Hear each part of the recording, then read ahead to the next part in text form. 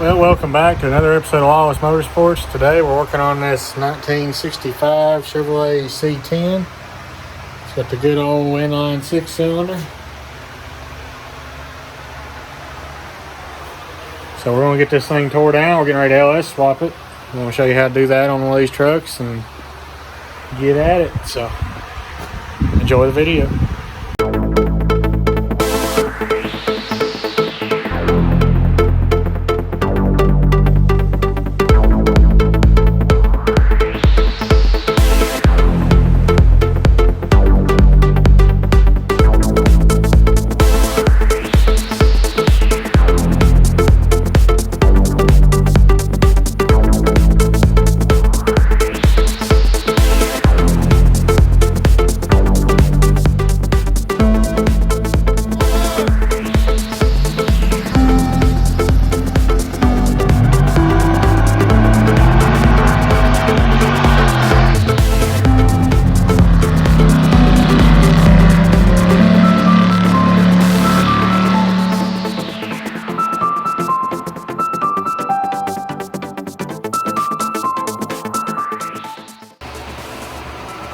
Well, here we go. We're going to start tearing it down. Got the antifreeze draining.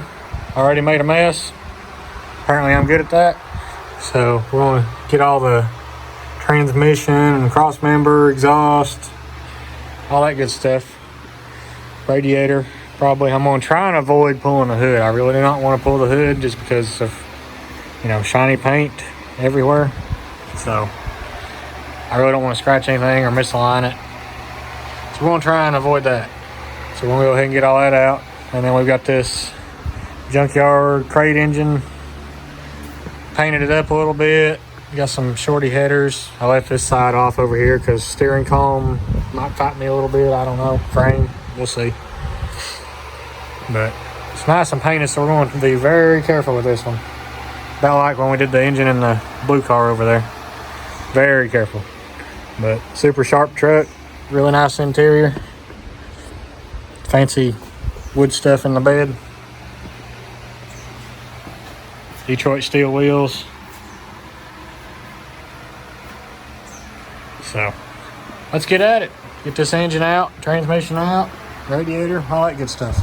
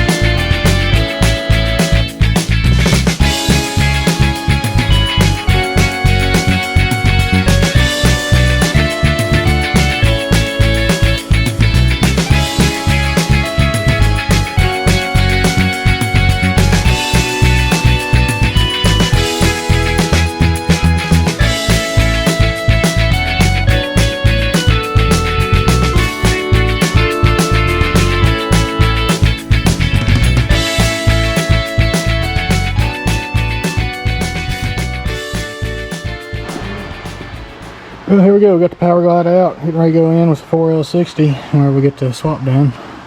But very nice little transmission. Don't weigh nothing. It's aluminum. Converter weighs more than transmission does. But getting ready to pull the slant 6, get all that out of the way, or straight 6, not slant 6, straight 6. Get all the wires undone, which is like six wires, fan, radiator, and it'll be out. So let's move on up to the top. Looks like 1994, 10/8 of 94, rear main seal was done. It's pretty neat. So it's been in there a while. But let's move on up to the top.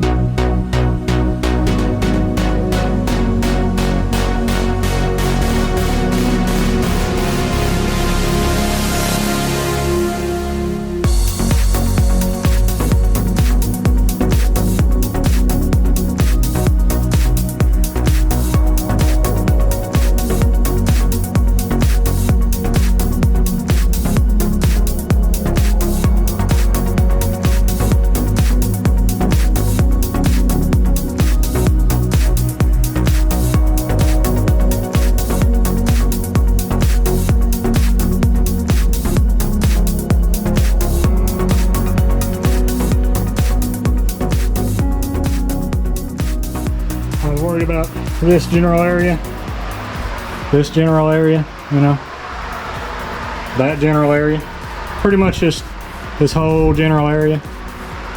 But we got it out without scratching it, so I'm happy. A whole lot easier now. I just got to clean up this trail of antifreeze, try and drain it out as much as I can, pull the plug on the side, drain it out, and that way you can go to this new home, wherever that may be. And then we'll get this bad boy right there in, make it look all nice and pretty, all the wiring, and fix that up. I think that's going to call it a wrap for right now.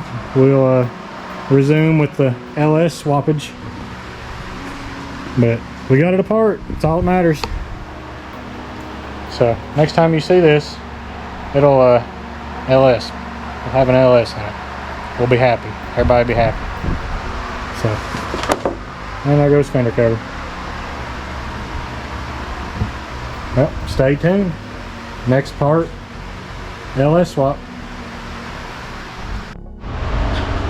Alright, here we go. Getting ready to drop a LS in. The old C10. Got it painted a little bit down in here. So, it was a little blue, so we got it a little black now. We're gonna set her down in there.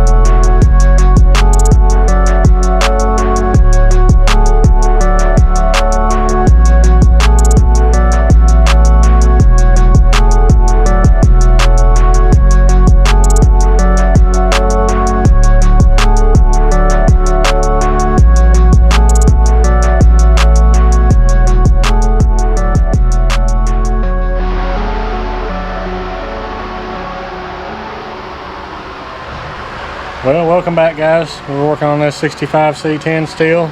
It's day 2 or 3, I really don't know, lost count. We got the LS in it, new max speeding rod engine mounts. We couldn't use the factory ones, so we had to buy those. They are $50 something. And then we got the shifter linkage in. just a cheap eBay one. Works good. Had to cut about an inch or so off of it. All the cut down harness is in. Working on radiator hoses right now.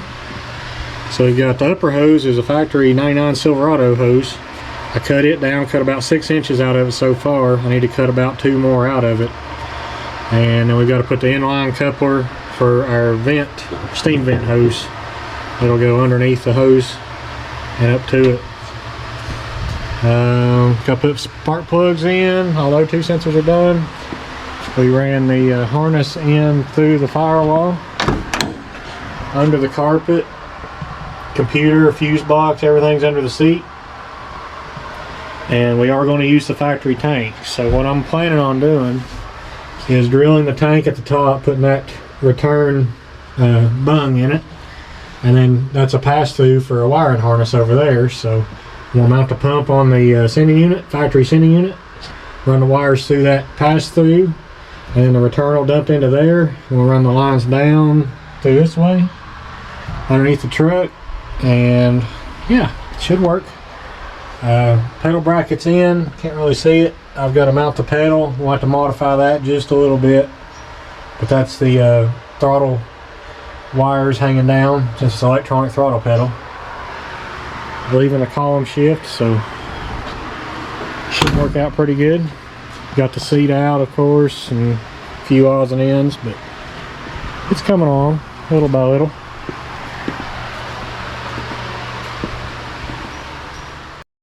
Alright, so we're going to go under the truck now. Kind of hard to see. We've got everything pretty well sorted out under here. Trans lines are run. Got them going up the frame rail to the factory radiator. And then down here, there's our linkage. Going up here, bolts to the side. And then factory cross member bolted into the factory holes for the power glide, so that worked out really good.